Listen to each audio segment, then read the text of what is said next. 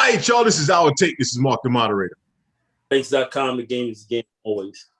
Leaf is only family, Brooklyn forever. Gave you the process. Hold your head, Ben. All right, y'all. So we're still talking about the next series. We're going to do a little more recap. Then we're going to move into the next series from here. So go ahead, Leaf. You was going to say. Well, I think, all right. So the first mistake where they messed up was, all right. So Avery, I give you that, not calling the timeout. I think what happened was when they crossed half court, KD should have never gave that ball to James Harden. He should have just kept the ball from there. Giving the ball to James Harden killed about 4 seconds, right? And then I think from there, it just went bad. Hold on. Now, wait. Leaf, with you saying that, listen what you just said. When you're disorganized, this is why the timeout clears all of that up. But hold on. But remember what I said the other day when we were speaking about it. Once they took that first dribble, they couldn't call a timeout. Why not? Because the ball doesn't advance when you take the dribble. And that was their last timeout. The ball doesn't advance when you take a dribble. Yeah, you can't advance the ball. You got to get the rebound. If you put the ball on the ground, you can't. So that's why when you see that happen, teams call 2 timeouts to then advance it. But the Nets only had 1 timeout. Okay. I actually couldn't remember the exact situation, but calling a timeout there allows you to you figure all the stuff which you was talking about. You figure all of that out. So this way you're not going sporadically and just making something haphazardly. I don't know. I get nobody wants to hear this. D'Antoni's on your bench. Nash is on your bench. I'll go back to it. Leaf. Y'all laughed at me when I said Kyrie waved this dude off and said, I ain't calling timeout. I'm trying to tell you that's a big deal, man. That was like game 5, bro. Stop. No, man. but what I'm game saying 5 is in the regular season, bro. My point is that it shows a respect for your coach to some degree, man. It shows that he's still the guy that draws up the X's and O's. And but that wasn't the case though. In this case, for you to bring that up, that wasn't the case. Like no one was trying to call a timeout and got waved off. Nash hold on, wait.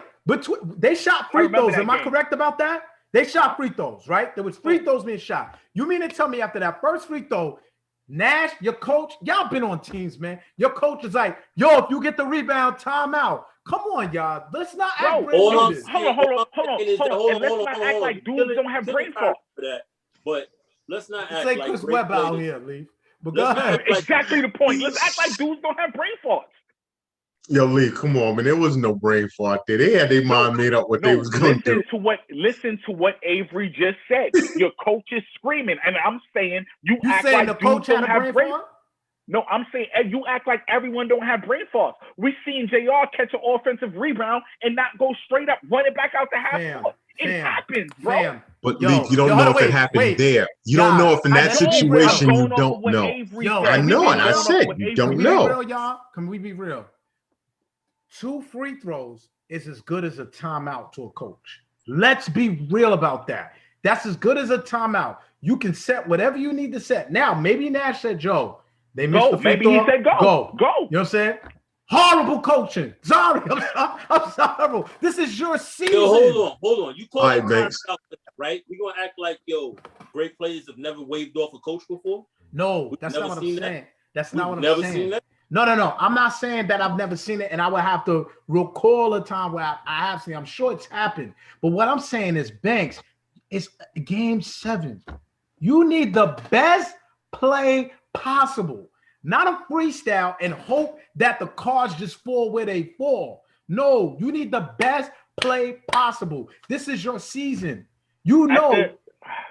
I hear you, but at the end of the game, you're just going to most likely give the ball to your best player and make drop a good play for him. And if it's not there, you drop a second option. Come on, y'all know basketball. Don't say this to me, y'all. Bro, Avery. And I said this last week, or it might have been the week before. At the end of the day, basketball comes to the one guy or the 2 guys on your squad who could create a shot for himself. No, I get you. But as a coach, what's the key we always say? Coaches put the players in the best position to win. Let's not confuse that. And hold on, and let me ask you a question. At the end of the game, now I agree with Mark. If the double team comes, make the pass. But at the end of the game, what do? You give your ball to your best player, and you wait for him to make the best basketball play. Because he has to see what's going on. He has to see how they're going to come at him. Exactly, because there isn't a lot of basketball plays drawn up at the end of the game like that. But You Leaf, give it to you, do something, and you react off of what's happening. But Leaf, there's a great saying: preparation clears up a lot of things, kid. And when you're prepared for it, you have a better chance of what? Success. Not only that, these dudes was winded. Like, you just got a lot. The guy played 53 minutes. The minute thing is crazy. The minute thing is crazy, kid. I just want to say that's crazy. That's when you think about it. But hold on. Let's move over to the next one. Because we done talked about the Nets. What about the Sixers losing in the second round to the Atlanta Hawks, who was never supposed to get out of the second round? They were supposed to get out the first round. Now they got out the second round. They go into the Eastern Conference Finals. Let's talk about it. Can we just call it at this point? The process is over. The process is over, man. The process was over. Wait. Can I just clear this up? When did it start? Can I clear this up? The process was done a while ago. We just keep that up. The process was done, man. The only two players that's from the process is Ben and This experiment is over, man. It's not an experiment anymore. It's whatever done. Whatever it is, it's been done. Horrible. It's horrible. Let me speak, because I gotta get my roses. All right. For 2 years, I've been telling y'all about Ben Simmons, and now all of a sudden, June 2021, due to wake up, hit everybody as if this hasn't been the narrative for 2 years. I want to know, what was y'all looking at? I'm gonna tell you. Let me jump in. And I ain't even gonna front. Yes, Mark, you have been saying it for 2 years. I'm a staunch Ben supporter. Obviously, it's my team. I'm gonna support the kid. But Mark, Leaf, Banks, this was the worst, though. This was an abomination of what existed prior to that. This is an abomination. There's so much more this is bigger than just you saying, well, he's not that good in a half-court set. There's something wrong. I can understand if you go. I can understand. He already had it. He's already had it. Yo, listen to me. Y'all are Knicks fans, right? And I know y'all had a problem with Starks going whatever he went for. At least the guy put up shots. When you got a dude that don't put up shots, there's something not there. There's something horrible. Avery, I told you, when your point guard come cross half court, passes it to the wing and run underneath the backboard and stands there and watch the offense, kid, that tells you everything there. The most glaring play that I saw is when he spun off of Gallinari. There was nobody between him and the rim, and he passed it to Thibault. Hold up. I can only go back, Avery. I can only go back to my late mother. She used to say, if you suck your thumb long enough, you're gonna get buck teeth. And what happened was Ben Simmons was sucking his thumb and y'all did nothing about it. Now he got buck teeth. To answer Banks to that play, what people forget, see, I watch the stuff through and through. When he passed up that shot, Thibault gets fouled. He walks up to half court, and B was like, why you didn't shoot the shot? You know what he said? He said, I thought Gallinari was behind me. That's what he said. Yes, that's telling me. That's exactly what it's been. That's telling me that I keep saying it's not that the kid can't shoot. He don't want to shoot. I keep Avery, I get it. But why are you just now seeing this? No. I've said look that. Look at Lee. Come on, Lee. Come on. Mark. Basketball 101. No. I've said that he doesn't want to shoot. Behind you. I said that. I never said that he can't shoot. Leave. I said he doesn't want to. Leave. Did you remember when I posted his field goal percentage on layups? You remember when I did that? And I tried to show Ben. Go ahead. And I tried to show Ben. He's not even confident making layups at 6'11". I said, how can you be 6'11" and you're not confident making layups? I'm like, come on, man. See my name? No. Wait. Let me add this. What I just changed my name to? All right. So let me add this. Too. And I'll repeat it again. My problem with Ben is not the jump shooting. It's his lack of aggressiveness, period, and his lack of being able to make free throws. I said that last week. It's one thing to you can't tell me a kid that doesn't shoot a jump shot can put up 42 on the best defensive player in the league, and all of a sudden he doesn't have aggressiveness. That's weird. That's what tells me it's upstairs. But here's where I'm gonna hold Doc feet to the fire. I'm sorry. I gotta hold Doc feet to the fire. Cause and one thing I'll try to give Doc credit for, one thing Doc said, and I said this early in the season, I don't really like the fact that Doc enables Ben. He enables him to say, yo, what are you talking about? You don't shoot this. It's okay. I'm like, yo, I don't know so much about him not being able to be aggressive. That's on Doc, because Doc enabled that. What did Brett Brown do? What did Brett Brown do? Yo, Brett Brown called him to the carpet. No, stop it, Avery. When did he call him to the carpet? When? You want me to pull up the article? When he left him in the game in the playoffs, and he left him in it, and what? He couldn't shoot free throws. Come on, man! Wow, this is crazy. What I'm hearing. Wrong. This is crazy. You know what's crazy? Crazy. You know what's crazy is that Avery, there's really something wrong with this kid because I know that.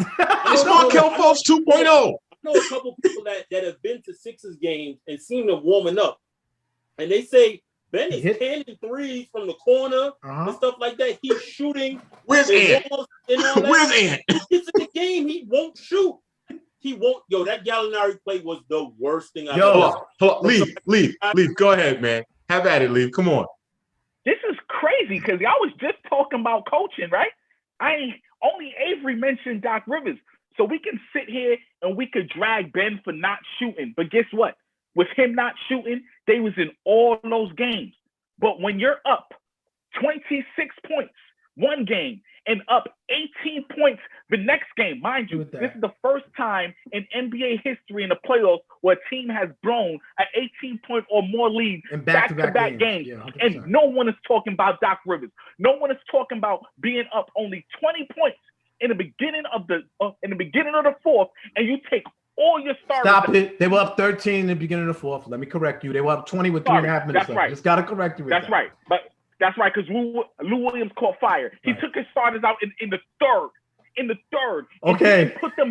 And didn't put them back in till 4 minutes in the fourth and expected them to stop that fire. Atlanta is now rolling. They're in a rhythm. Your starters are cold. This is what Doc Rivers has always done.